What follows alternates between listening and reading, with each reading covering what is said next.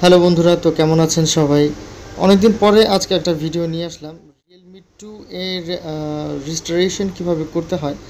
That means আপনার Realme 2 এই মোবাইলটা আপনারা দেখতেই পাচ্ছেন যে সবভাবেই কিন্তু আসলে নষ্ট হয়ে গেছে। ডিসপ্লেটা নষ্ট হয়ে গেছে, বডিটা ভাঙা, সব কিছুই নষ্ট হয়ে গেছে। তো এখানে আমরা সম্পূর্ণ বডি এবং ডিসপ্লেটা পরিবর্তন করব ব্যাকসেলের সঙ্গে। সেটারই স্টেপ বাই স্টেপ আপনাদের ভিডিও দেখাবো যে কী করে সম্পূর্ণ বডিটা চেঞ্জ করতে হয় এবং একটা নষ্ট মোবাইলকে নতুন মোবাইলের মতো রূপ দেওয়া যায়। তো আপনাদের মোবাইলে এই ধরনের কোনো সমস্যা থাকলে অবশ্যই আমাদের সঙ্গে যোগাযোগ করতে পারেন। আমাদের সঙ্গে যোগাযোগ করার ঠিকানা আমাদের ডিসক্রিপশনে দেওয়া থাকবে, যেখানে আমাদের ফেসবুক পেজের লিঙ্ক দেওয়া রয়েছে এবং সেখান থেকে আপনারা আমাদের সঙ্গে সরাসরি যোগাযোগ করতে পারবেন। তো বন্ধুরা, আপনারা দেখতে পাচ্ছেন যে আমি কিন্তু মোবাইলের ব্যাকশেলটা হট গানের হিট দিয়ে তারপরে সুন্দরভাবে খুলে নিয়েছি। এখান থেকে আমরা মাদারবোর্ডটা আলাদা করে নেব, ব্যাটারি আলাদা করে নেব এবং চার্জিং লজিক রিবন যা আছে সম্পূর্ণই আমরা এই বডি থেকে আলাদা করে নিব, যাতে নতুন একটা বডিতে আমরা মাদারবোর্ড, ব্যাটারি এবং লজিকগুলো ইনস্টল করতে পারি। তো এখান থেকে আপনার মাদারবোর্ডটা আলাদা করে নেওয়ার জন্য আমাদের বডি থেকে সম্পূর্ণ স্ক্রুগুলো আমাদেরকে খুলে নিতে হবে। এখানে আমরা সবগুলো স্ক্রু খুলে নিয়েছি, দেখতে পাচ্ছেন। তো সবগুলো স্ক্রু খোলার পরে আমরা ব্যাকশেলটা রিমুভ করে দিব। তো বন্ধুরা, ভেতরে আপনারা দেখতেই পারতেছেন যে মাদারবোর্ডে কিন্তু কোনো ধরনের কোনো স্ক্র্যাচ বা আঘাত লাগায় নাই। তো এটা বডির উপর দিয়ে আর ডিসপ্লের উপর দিয়েই গেছে। ব্যাটারি, মাদারবোর্ড, লজিক এগুলো কিন্তু মোটামুটি ভালোই আছে, কোনো সমস্যা নাই। এগুলোকে আমরা ট্রান্সপ্লান্ট করে অন্য বডিতে যদি ট্রান্সফার করতে পারি তাহলেই কিন্তু সমস্যার সমাধান হয়ে যাবে এবং আমরা কিন্তু সেইটাই করব। হ্যাঁ, তো আপনারা দেখতেই পারতেছেন যে ব্যাটারিটা উঠাইছি, ব্যাটারিটা যথাযথ সুন্দরভাবে রাখার চেষ্টা করতেছি আমরা। ব্যাটারি ওঠানোর পরে এখন আমরা এখানে মাদারবোর্ডের যে লজিক আছে, মাদারবোর্ডের সঙ্গে লজিকের যে কানেক্টরগুলো আছে, ফিঙ্গার রিবন আছে, সবগুলোই আস্তে আস্তে করে আলাদা করে নিব আমরা, যাতে অন্য একটা বডিতে এটা ইনস্টল করতে আমাদের সুবিধা হয়। তো এখানে মাদারবোর্ডটা আলাদা করার সময় একটু কেয়ারফুলভাবে আলাদা করতে হবে। আপনাদের একটু লক্ষ্য রাখতে হবে যে মাদারবোর্ড আলাদা করার সময় মাদারবোর্ডের কোনো পার্টস যেন খুলে না পড়ে বা মাদারবোর্ডে বেশি আঘাত যেন না লাগে, তাহলে কিন্তু মাদারবোর্ডটা ড্যামেজ হয়ে যাওয়ার সম্ভাবনা থাকবে। এখানে এয়ার স্পিকারটা আমরা উঠাই নিচ্ছি। এখানে আপনারা দেখতে পাচ্ছেন যে আপনার সেন্সরের যেই কানেকশনটা আছে, সেন্সর ওখানে লাগানো আছে, সাইড বাটনগুলো ওখানে লাগানো আছে। তো এত সব কিছু দেখার আগে আমরা নতুন বডিটা একবার দেখে নিব যে নতুন বডিতে আসলে কী কী আছে। যদি কিছু থাকে তাহলে আমাদের বাড়তি পরিশ্রম করার দরকার নেই। তো এখানে দেখতেই পারতেছেন নতুন বডিতে আসলে কিছুই নাই। এই বডি থেকে সব কিছু আমাদের তুলে নিয়ে ওই বডিতে ইনস্টল করতে হবে। তো এখানে আমরা এক এক করে সব কিছু তুলে নেওয়া শুরু করে দিব। প্রথমেই আমরা পাওয়ার বাটনের যে রিবনটা আছে, ওই রিবনটাকে আলতো করে আস্তে আস্তে করে উঠাই নিব। একটু জোরে প্রেশার লাগলে কিন্তু রিবনটা খুবই পাতলা, ছিঁড়ে যাবে। তো অবশ্যই আস্তে আস্তে এটা উঠাইতে হবে, যাতে আমরা পরবর্তীতে নতুন বডিতে এটা সুন্দরভাবে ইনস্টল করতে পারি। তো বন্ধুরা, আপনারা দেখতেই পারতেছেন যে আমি কিন্তু সুন্দরভাবে পাওয়ার বাটনের রিবনটা খুলে নিয়েছি এবং এটা কিন্তু আমরা নতুন বডিতে সুন্দরভাবে ইনস্টল করে দিয়েছি। তো এইভাবেই স্টেপ বাই স্টেপ আমাদেরকে সবগুলো পার্টসই এই বডি থেকে নিতে হবে এবং নতুন বডিতে ইনস্টল করতে হবে। পরবর্তী ধাপে আমরা ভলিউম বাটনের যে আপ এবং ডাউন যে ভলিউম বাটনের রিবনটা আছে, ওইটা আমরা এখান থেকে খুলে নিব। এখান থেকে খুলে নিয়ে আমরা নতুন যেই বডিটা আছে বা হাউজিংটা আছে সেটার উপর আমরা সুন্দরভাবে ইনস্টল করে দিব। তো বন্ধুরা, আপনি দেখতেই পারতেছেন এটাও কিন্তু কোনো ধরনের কোনো ঝামেলা ছাড়াই আমরা কাজ করে ফেললাম। তো এখানে একটু সূক্ষ্মভাবে কাজ করতে হবে আর একটু ধৈর্য রেখে কাজ করতে হবে। অধৈর্য হলে সমস্যা হয়ে যাবে। অধৈর্য না হয়ে ধৈর্য নিয়ে যদি একটু ক্লিয়ারলি কাজ করা যায় তাহলেই কোনো সমস্যা হবে না। এখানে আমরা সেন্সরের যে রিবনটা আছে, সেন্সরের রিবনটা খুলে নিচ্ছি। সেন্সর মিন্স আপনার কলে কথা বলার সময় যেটা হয় আর কি, যে কানে দিলে মোবাইলের ডিসপ্লে লাইট অফ হয়ে যায়, আবার কান থেকে সরাইলে দেখা যায় যে ডিসপ্লে আলো আসে। এটাই হচ্ছে আপনার সেন্সরের কাজ। তো এই সেন্সরের রিবনটা আমরা খুলে নিয়েছি। এয়ার স্পিকার যেটা দিয়ে আমরা কথা শুনতে পারি সেটাও আমরা খুলে সুন্দরভাবে ইনস্টল করেছি। এরপরে আমরা মাদারবোর্ডটা এর উপরে সুন্দরভাবে বসিয়ে দিব। তো বন্ধুরা, আপনারা দেখতেই পারতেছেন যে মাদারবোর্ডের নিচে যে অংশগুলো ছিল সেইগুলোর সঙ্গে মাদারবোর্ডটাও কিন্তু আমরা সুন্দরভাবে ইনস্টল করে দিয়েছি স্টেপ বাই স্টেপ, কোনো ধরনের কোনো ঝামেলা ছাড়াই। তো মাদারবোর্ড তো এখন ইনস্টল করা হয়ে গেছে। এখন পরবর্তীতে আমাদের যাইতে হবে লজিকে। এখানে চার্জিং লজিক আছে, চার্জিং রিবন আছে, আপনার রিঙ্গার বক্স আছে, যেটার সাহায্যে আমরা সাধারণত গান বাজনা রিংটন বিভিন্ন জিনিস শুনে থাকি। এই সবগুলোই আমাদেরকে স্টেপ বাই স্টেপ সুন্দরভাবে আলতোভাবে খুলে নিতে হবে। লক্ষ্য রাখতে হবে কোনোটা যেন ছিঁড়ে ফেটে না যায়, তাহলে কিন্তু সমস্যা হয়ে যাবে। কোনোটাই ছেঁড়া যাবে না। তো এখানে আমাদের নেটওয়ার্ক বাইপাস করার জন্য যে তারটা রয়েছে লজিক থেকে মাদারবোর্ডে যায়, সেটাও আমাদের সুন্দরভাবে আলাদা করে নিতে হবে। এবং সুন্দরভাবে আলাদা করে নেওয়ার সময় আমাদের খেয়াল রাখতে হবে যেন কাজটা আসলেই সুন্দর হয়। যদি একটু জোরে এদিক ওদিক টান লেগে যায় তাহলে কিন্তু রিবন ছিঁড়ে যাবে, অথবা যে কোনো পার্টস নষ্ট হয়ে যেতে পারে। এদিকে অবশ্যই লক্ষ্য রাখতে হবে যে কোনো পার্টস যেন নষ্ট না হয়। এখানে আপনারা দেখতে পাচ্ছেন যে সুন্দরভাবে কিন্তু আমরা লজিকটা ছাড়িয়ে নিয়েছি। এখানে ভাইব্রেটর মোটরটা আপনারা দেখতে পাচ্ছেন যেটা ভাইব্রেশন করে, এবং আপনার লজিক থেকে আপনার রিঙ্গার বক্সে, দ্যাট মিনস সাউন্ড বক্সে যেটাতে সাউন্ড হয়, যেই লাইনটা যায় সেই লাইনটাও কিন্তু আমাদের উঠাই নিতে হইতেছে। এই বডিতে কিন্তু কিছুই নেই। তো কিছু কিছু বডি থাকে যে দেখা গেছে অরিজিনাল বডি, ওগুলোর মধ্যে সব কিছু ইনস্টল করা থাকে। এই বডির মানটাও ভালো, বাট এটার মধ্যে আসলে ইনস্টল করা নাই। এটাকে আমরা হাউজিং বলি। মোবাইলের যে মেইন পার্ট হাউজিং, এটার মধ্যে সব কিছু আমাদের ইনস্টল করতে হয়।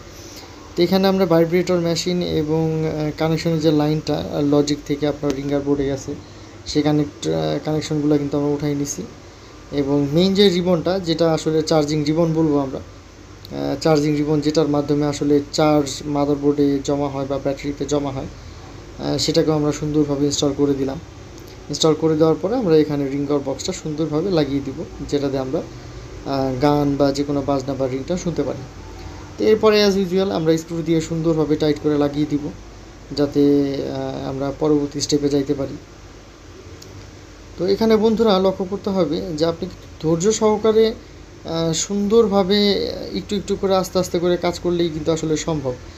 আমার টেকনিশিয়ান ভাই যারা আছে, যারা নতুন নতুন কাজ করতেছেন, আমারও এরকম হয়েছিল যে প্রথম প্রথম কাজ করতে যায় আসলে অনেক ভয় হয় যে কি হবে, নষ্ট হয়ে যাবে এই সেই। তো আসলে একটু দেখে কাজ করলে আর কোনো ধরনের কোনো অসুবিধা হয় না, একটু দেখে কাজ করতে হয়। তো যাই হোক, আমরা এই নতুন বডিতে সব কিছুই তো ইনস্টল করে ফেললাম। তো এখন ব্যাটারি আর ডিসপ্লেটা লাগায় আমরা দেখবো যে ইনস্টল যে করছি আসলে কতটুকু সাকসেস হয়েছি আমরা, সব কিছু ঠিকঠাক আছে কি না। সব কিছু ঠিকঠাক থাকলে আমরা একদম ফাইনাল ফিটিং দিয়ে ফেলবো, আঠা দিয়ে একদম সুন্দরভাবে নতুন বডি আর ডিসপ্লেটা লাগাই ফেলবো। তো এখানে মোটামুটি দেখা যাইতেছে যে ডিসপ্লেটা কিন্তু আইছে, ডিসপ্লেতে কিন্তু কোনো সমস্যা নাই। আমরা পাসওয়ার্ড দিলাম, পাসওয়ার্ড দেওয়ার পরে কিন্তু ডিসপ্লেটা অন হয়েছে। টাচেও কোনো ধরনের কোনো ঝামেলা নেই, সব কিছু ঠিকঠাক কাজ করতেছে, কোনো ধরনের কোনো সমস্যা নেই। তো এভাবেই আস্তে আস্তে মোটামুটি সব কিছু চেক করতে হবে। তো এখানে আমি চার্জিং, তারপর হচ্ছে আপনার সিম পাই কিনা, নেটওয়ার্ক পাই কিনা, কথা বলা যায় কিনা, এই সবই কিন্তু চেক করছি। হয়তো সব কিছু ভিডিওতে দেখানো সম্ভব না, বাট আপনারা কিন্তু এটা অবশ্যই করবেন। নতুন নতুন বডিতে যখন কোনো মাদারবোর্ড ইনস্টল করবেন, তখন কিন্তু অবশ্যই আপনারা চেক করে নেবেন যে সিম কার্ড পাই কিনা, নেটওয়ার্ক পাই কিনা, ইন্টারনেট চলে কিনা, ক্যামেরাটা ঠিকঠাক আসে কিনা, এসব কিন্তু অবশ্যই চেক করে নিতে হবে। তো সময় স্বল্পতার কারণে কিন্তু এগুলো ভিডিওতে আমি ধারণ করিনি, কিন্তু যারা নতুন নতুন কাজ করবেন তারা অবশ্যই এগুলা অবশ্যই চেক করে নেবেন। তো এখানে আমরা দেখতেই পারলাম যে সব কিছু ঠিকঠাক আছে। তো ফাইনাল ফিটিংয়ের জন্য আমরা এখানে প্রস্তুতি নিব। ডিসপ্লে রিবনটা আমরা ডিসপ্লের সাথে সুন্দরভাবে লাগাই দিলাম। লাগাই দেওয়ার পরে এখানে আমরা আঠা দিয়ে সুন্দরভাবে ডিসপ্লেটা লাগানোর প্রস্তুতি নিব। তো এখানে আমরা সানশাইনের আঠাটা ব্যবহার করি, G800, G700, G21, এই আঠাগুলো খুব ভালো। আমরা সাধারণত G21 এই মডেলের আঠাটা ব্যবহার করি, আপনারা এটা করতে পারেন।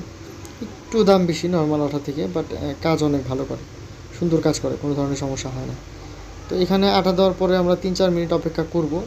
অপেক্ষা করার পরে আমরা ডিসপ্লেটা সুন্দরভাবে বডির উপরে বসাই দিব। তো এখানে এয়ার স্পিকারটা দেখতেছেন যে এয়ার স্পিকারের যে নেটটা থাকে ডিসপ্লের উপরে, সেটা আমরা সুন্দরভাবে পরিষ্কার করে নিলাম। নেওয়ার পরে আমরা বডির উপর সুন্দরভাবে বসাই দিব। তো এই সময় আমাদেরকে অবশ্যই লক্ষ্য রাখতে হবে ডিসপ্লেটা যেন সুন্দরভাবে বসে, কারণ এটা কিন্তু ফাইনাল ফিটিং, মানে এরপরে কিন্তু আর খোলামেলা কিছু হবে না, এরপরে সরাসরি মোবাইলটা ব্যবহার হবে। এখানে আমরা একটু সুন্দরভাবে এঁটে পুঁটে নিলাম যাতে কোনো ধরনের কোনো অসুবিধা না হয়। নিচ থেকে আঠাটা আমরা খুলে নিলাম যাতে আর্থিংটা, ডিসপ্লে আর্থিংটা বডির সাথে খুব সুন্দর পায়। তাহলে কিন্তু মাদারবোর্ডটা বা ডিসপ্লের টাচটা খুব সুন্দর বন্ডিং হয়ে যাবে মাদারবোর্ডের সাথে। টাচে উল্টাপাল্টা কাজ করা, লাইট কমা বাড়া এই ধরনের ঝামেলা কিন্তু হবে না। তো আপনারা দেখবেন কাজ করার সময় এটা যেন সঠিক হয়। তো এখানে আমরা কিন্তু সুন্দরভাবে ডিসপ্লে লাইনটা একদম বডির সঙ্গে আর্থিংটা সুন্দরভাবে পাইয়ে দিয়েছি। তো এরপরে হচ্ছে আমাদের ব্যাটারিটা লাগানোর পালা। ব্যাটারি আমরা উপরে বসাই দিব সুন্দরভাবে, তাহলেই কিন্তু আমাদের মোবাইলটা মোটামুটি অ্যাসেম্বল করা পারফেক্ট। এরপরে আসে হচ্ছে আমাদের আপার শেল, যেটাকে বলি আমরা, মোবাইলের উপরে থাকে এই আপার শেলটা এবং ব্যাক শেলটা। তো আপার শেলের এইখানে আবার একটু ঝামেলা করে রাখছি এরা। এটা ক্যামেরা যেই মেইন ফ্রেমটা, ক্যামেরা গ্লাসের মেইন ফ্রেম এবং ক্যামেরা গ্লাস দুইটাই আঠা দিয়ে আমাদেরকে লাগাইতে হবে, কোম্পানি কিছুই করে দেয় নাই। যাই হোক, ব্যাপার না, এগুলো আমরা করে নিব। তো এখানে আমরা পাওয়ার বাটন এবং ভলিউম বাটনটা সুন্দরভাবে সেটেল করে নিচ্ছি, যাতে সুন্দরভাবে আমরা লাগানোর পরে এই কাজগুলো করতে পারি। পাওয়ার বাটন এবং ভলিউম বাটনটা যার যার নিজের জায়গায় থাকলে আমরা সুন্দরভাবে এটা অ্যাটাচ করে দিতে পারবো এবং পরবর্তীতে আমরা আমাদের যে কাজগুলো আছে সেটা শুরু করতে পারবো। তো আপনারা দেখতেই পারতেছেন যে এখানে কিন্তু আমাদের পাওয়ার বাটনটা লাগানো শেষ হয়ে গেছে, ভলিউম বাটনও কিন্তু বসানো শেষ হয়ে গেছে। এরপরে হচ্ছে যে ফিঙ্গার, যেটা দিয়ে আসলে ফিঙ্গার কাজ করবে সেটা বসাইলাম। বসানোর পরে এখন আমরা আপার শেল বসাই দিব। তো আপার শেল বসানোর আগে এখানে আমরা যে অরিজিনাল যেই আপনার ক্যামেরা গ্লাসের ফ্রেম এবং ক্যামেরা গ্লাসটা ছিল সেটা আমরা এখানে লাগাবো। এখানে আমরা কপিটা লাগাবো না, কারণ অরিজিনাল যে ক্যামেরা গ্লাসটা সেটা আসলে খুব চমৎকার থাকে, সেটার মতো ক্যামেরা গ্লাস আসলে পাওয়া মুশকিল। তো অরিজিনাল ক্যামেরা গ্লাসটাই আমরা এখানে বসাবো, কপিটা আর আমরা বসাবো না। তো এখানে আমরা আপার শেলটা খুব সুন্দরভাবে বসাই দিলাম। আপার শেলটা বসানোর পরে অবশ্যই অরিজিনাল ক্যামেরা গ্লাসটা বসাইতে হবে। তো বন্ধুরা, আপনারা দেখতেই পারতেছেন যে A to Z কীভাবে শুরু থেকে শেষ পর্যন্ত একটা বডি ট্রান্সফর্ম করতে হয় বা একটা বডি ট্রান্সফার করতে হয়। একটা মাদারবোর্ড এক বডি থেকে নিয়ে অন্য বডিতে কীভাবে স্টেপ বাই স্টেপ সবগুলো পার্টস আপনার এই বডি থেকে ওই বডিতে নিয়ে লাগাইতে হয় এবং কোনো ভুল ত্রুটি ছাড়া, সেটা কিন্তু এই ভিডিওটা দেখলে আপনারা সম্পূর্ণ বুঝতে পারবেন। যদি আমাদের চ্যানেলে নতুন হয়ে থাকেন তাহলে অবশ্যই আমাদের চ্যানেলকে লাইক, কমেন্ট এবং সাবস্ক্রাইব করে দিবেন। যদি চ্যানেলটার ভিডিও আপনার এতটুকু উপকার করে থাকে তাহলে অবশ্যই একটা লাইক দিয়ে আমাদের পাশেই থাকবেন। এখানে অরিজিনাল যে ব্যাকশেলের অরিজিনাল যে ক্যামেরা গ্লাসটা আছে সেটা কিন্তু আমরা বসাই দিলাম এবং এখানে সম্পূর্ণ নতুন একটা ব্যাকশেল আমরা বসাই দিব। এখানে ব্যাকশেলটা কালো, দেখতেও খুব সুন্দর লাগতেছে এবং চকচক করতেছে, গ্লেজ দিতেছে। তো আপনারা দেখতেই পারতেছেন যে কত সুন্দর লাগতেছে দেখতে। আমরা দেখে নিলাম যে ব্যাকশেলটা কীরকম ভালোভাবে লাগে, ফিটিং হয় কিনা, ঠিকঠাক সুন্দরভাবে ফিটিং হয়, আপনারা দেখতেই পারতেছেন কোনো সমস্যা ছাড়াই। তো এরপরে আমরা আঠা দিয়ে অবশ্যই ব্যাকশেলটা সুন্দরভাবে লাগাই দিব।